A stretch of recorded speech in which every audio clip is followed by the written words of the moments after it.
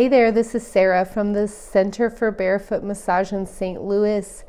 My tip today for ankle stability is utilizing your yoga blocks. I'm going to show you what I do. See, I stand on my yoga block and I try to create balance.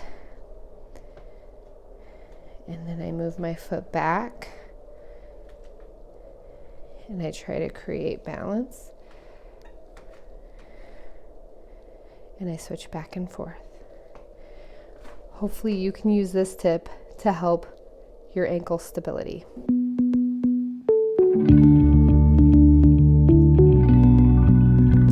Hey, I'm Jenny Spring, and today I want to help you get a little bit more dorsiflexion out of your ankles to help you fit into more places while you do your barefoot massage.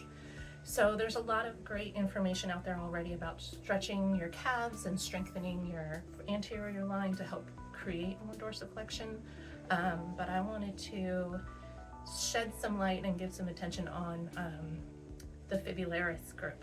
So we got Fibularis longus, brevis, and tertius, and they do some cool things. So let me show you about that.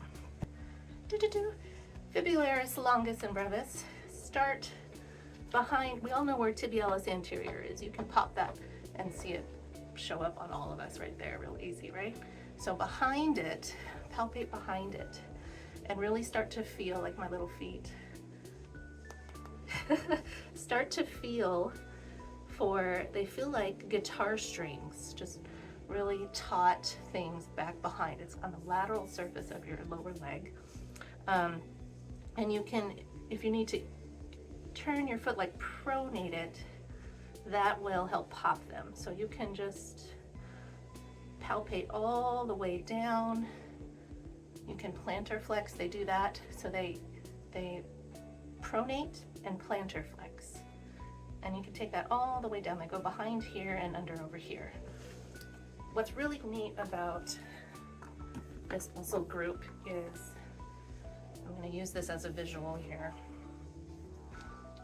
The way that your tibialis anterior comes this way and attaches right around here, and the way that your fibulary group, or peroneals, they go right here.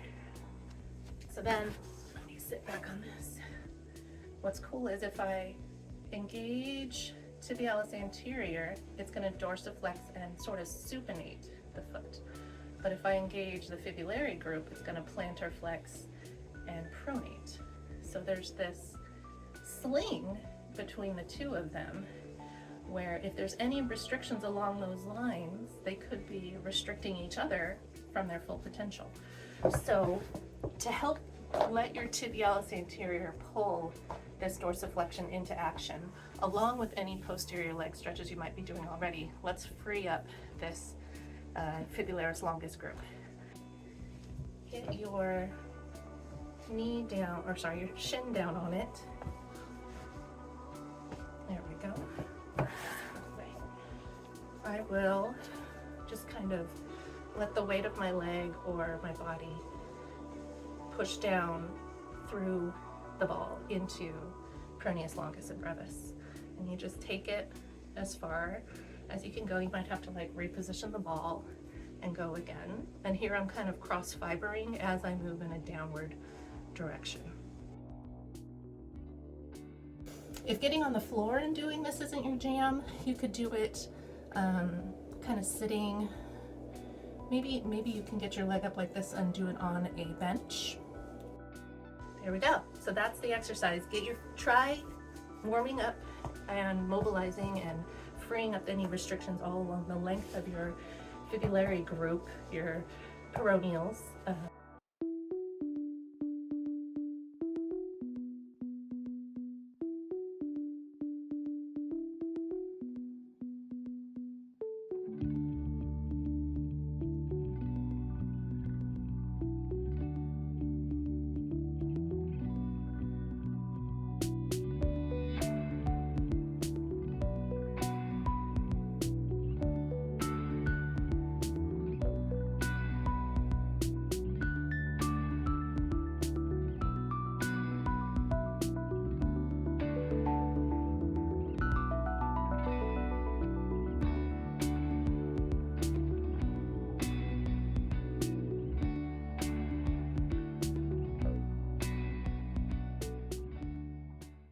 Hey there, I'm Mary Claire Fredette. I'm one of the co-founders and I teach in Cincinnati, Ohio. And today I'm going to be showing you some of Hillary's ankle exercises, and she teaches in Texas. Okay, don't worry about taking notes because we have these all written down in the blog post. But for this one, you're going to start with your feet hip width apart, with your back straight against the wall. Keep your knees straight. You're going to activate your tibialis anterior so that you can bring those toes straight up to the ceiling. You can do it one at a time or both at the same time, and the further out you come from the wall, the harder it's going to be.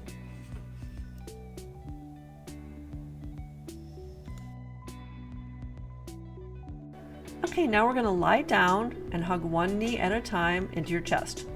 You can write the entire alphabet using every articulation you can below the knee. So that means your toes, tarsals, ankles, anything. Exaggerate your movements. Draw in cursive, or you can try all caps. Believe it or not, I'm actually trying to write in cursive here, and it looks pretty sketchy, I know, but that's what I'm doing. And I noticed a glitch in one of my ankles, so that's definitely something to work on. Check it out once you're done. See what the difference is in your dorsiflexion range, and notice the differences. Here we're doing some calf stretches. You can use a tune-up ball, a yoga block, or a half-round foam roller. You're going to place the ball of the foot on the apex of the half-round foam roller or the ball while you keep your heel on the floor.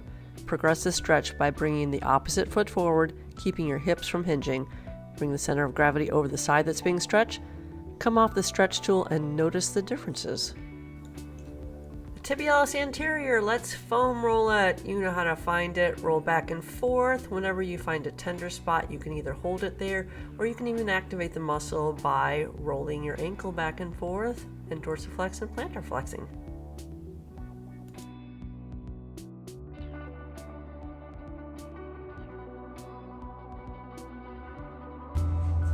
So let's talk about ankle and foot stability and strength. Whether you are new to barefoot massage, wanting to learn, or you're an existing barefoot massage therapist and you may be having ankle or foot problems resulting from the work or something that you're doing on the table. Here's a simple exercise for the tibialis anterior and the peroneus longus, which are called the stirrup muscles, and they come on the lateral sides of your fibula, tibia, and form a stirrup here at the bottom of your first metatarsal base.